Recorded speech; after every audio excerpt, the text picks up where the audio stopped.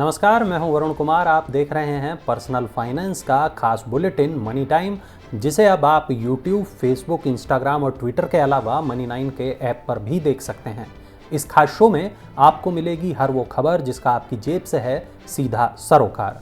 आज की पहली खबर मोबाइल यूजर्स से जुड़ी हुई है। अब नहीं पड़ेगी डेटा रिचार्ज कराने की ज़रूरत। मोबाइल पर इंटरनेट चलाने के लिए नहीं होगी डेटा रिचार्ज की ज़रूरत। और इसका फ़ायदा कैसे मिलेगा, किसे मिलेगा, चलिए जान लेते हैं। अब आप बिना इंटरनेट कनेक्शन के मोबाइल पर मूवीज़, टीवी शो और OTT के ज़रिए इंटरटेनमेंट का आनंद ले पाएंगे। इतना ही नहीं, आप गेमिंग, शॉपिंग और सोशल मीडिया का इस्तेमाल भी कर पाएंगे।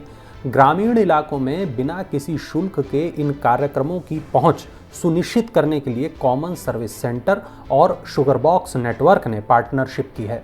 शुगर बॉक्स ने ministry of electronics and information technology के अंतर्गत काम करने वाले CSC ई गवर्नेंस सर्विसेज के साथ मिलकर एक ऐसा मैकेनिज्म डेवलप किया है जिसके तहत लोग इंटरनेट पर एक पैसा खर्च किए बिना टीवी प्रोग्राम, OTT कंटेंट का लुत्फ उठा सकते हैं। इस सिस्टम के तहत कंपनी हर गांव के कॉमन सर्विस सेंटर पर अपना सिस्टम लगाएगी।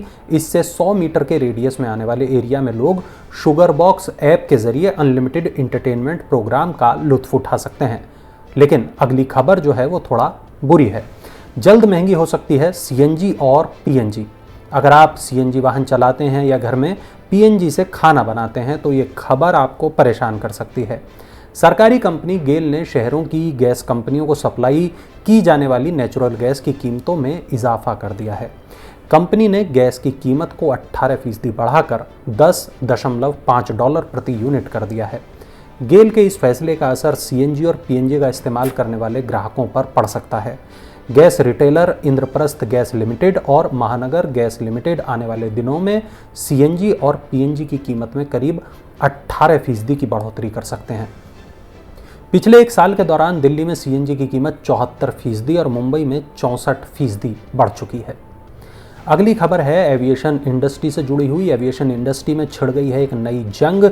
नई एयरलाइंस अकासा ने प्राइस वॉर शुरू कर दिया है। राकेश झुनझुनवाला के निवेश वाली अकासा एयर ने अपना कमर्शियल ऑपरेशन शुरू करने से पहले प्राइस वॉर शुरू कर दिया है। अकासा एयर 7 अगस्त 2022 से मुंबई से अहमदाबाद के लिए पहली बार टेक ऑफ करने के साथ अपनी पहली कमर्शियल उड़ान की शुरुआत करने जा रही है। अकासा एयर 17 अगस्त के लिए मुंबई अहमदाबाद फ्लाइट की टिकट 3000 रुपये में दे रही है, जो इंडिगो और गो फर्स्ट की तुलना में 10% यानी कि करीब 10% कम है। और इंडिगो 56% बाजार हिस्सेदारी के साथ सबसे बड़ी लो कॉस्ट एयरलाइन है और अब जल्द ही इस प्राइस वॉर के और तेज होने की संभावना है। नीवा बूपा हेल्थ इंश्योरेंस को लेकर एक नया प्रोडक्ट आया है। पहले दिन से तमाम बीमारियों को ये प्रोडक्ट कवर करेगा। Niva Bupa health insurance company अपने रिश्योर कस्टमर्स के लिए smart health plus disease management rider पेश किया है। ये प्लान पहले दिन से ही डायबिटीज़, हाइपरटेंशन और इससे जुड़ी परेशानियों के लिए कवर प्रदान करेगा।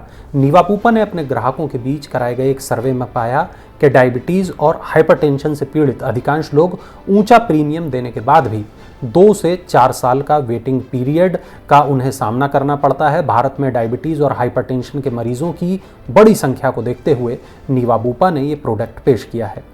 Smart health plus disease management rider हर तिमाही हेल्थ चेकअप और हेल्थ इंश्योरेंस रिन्यूअल प्रीमियम पर 20% डिस्काउंट की भी पेशकश करेगा। DSP म्यूचुअल फंड ने लॉन्च किया सिल्वर ETF। चांदी में निवेश करने का मौका मिलेगा। इसके जरिए DSP म्यूचुअल फंड ने DSP silver exchange traded fund को लॉन्च करने की घोषणा की है, जो चांदी और चांदी से जुड़े इंस्ट्रूमेंट में निवेश करेगा। ETF के लिए नया फंड ऑफर सब्सक्रिप्शन के लिए खुला हुआ है और 12 अगस्त को ये बंद होगा। फंड हाउस के मुताबिक इंडस्ट्रियल इन्वेस्टमेंट और ज्वेलरी सेक्टर की वजह से चांदी की मांग इसकी आपूर्ति से ज़्यादा है।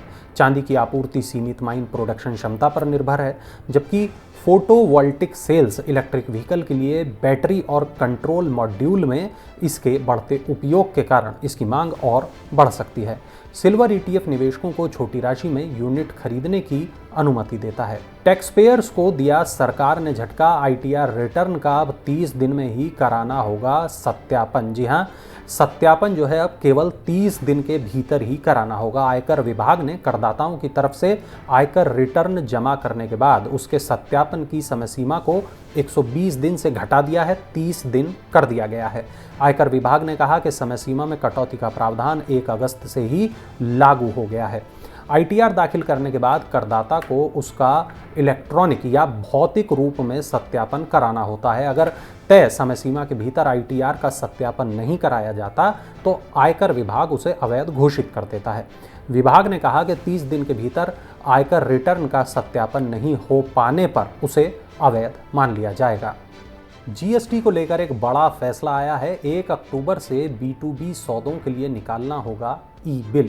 जहां GST पंजीकृत और 10 करोड़ रुपए या इससे अधिक के सालाना कारोबार वाली कंपनियों को इस साल 1 अक्टूबर से बिजनेस टू बिजनेस लेन देन के लिए ई-चालान निकालना अनिवार्य होगा।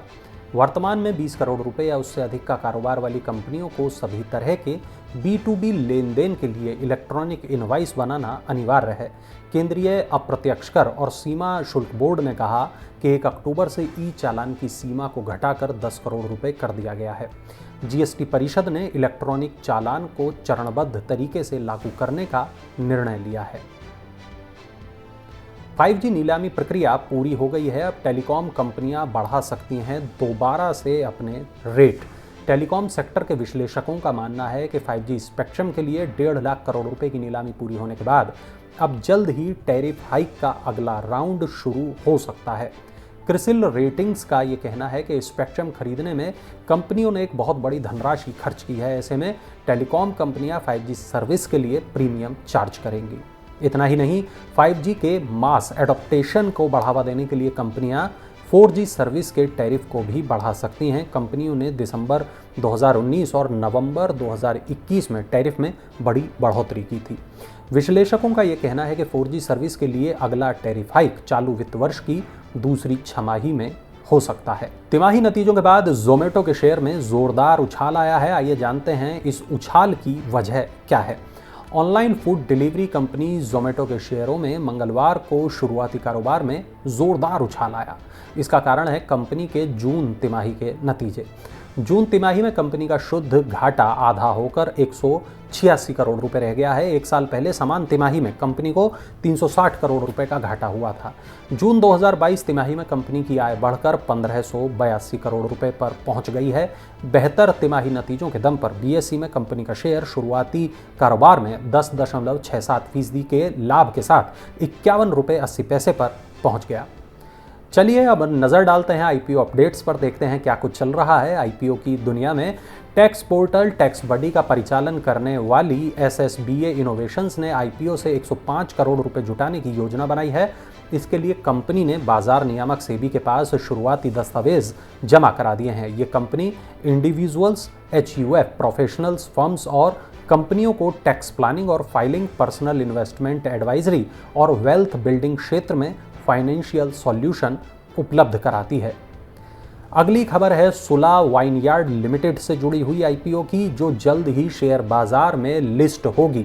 कंपनी ने पिछले साल सेबी के पास IPO के लिए प्रारंभिक दस्तावेज जमा कराए थे और उसे इसके लिए नियामक से अब मंजूरी भी मिल गई है। तो ये थी आज की तमाम बड़ी खबरें। अगर आपका कोई सवाल है पर्सनल फाइनेंस से जुड़ा हुआ तो उसे नीचे कमेंट बॉक्स में ज़रूर दर्ज कराएं। और हाँ, पर्सनल फाइनेंस की ऐसी ही तमाम बड़ी खबरों के लिए मनी9 के ऐप को, जो एंड्रॉयड और आईफोन दोनों के लिए उपलब्ध है, उसके यूज़र इसे डाउनलोड कर लें और इस ऐप का इस्तेमाल करना शुरू कर दें। और चलते चलते देखिए हमारा ये खास इन्फोग्राफिक।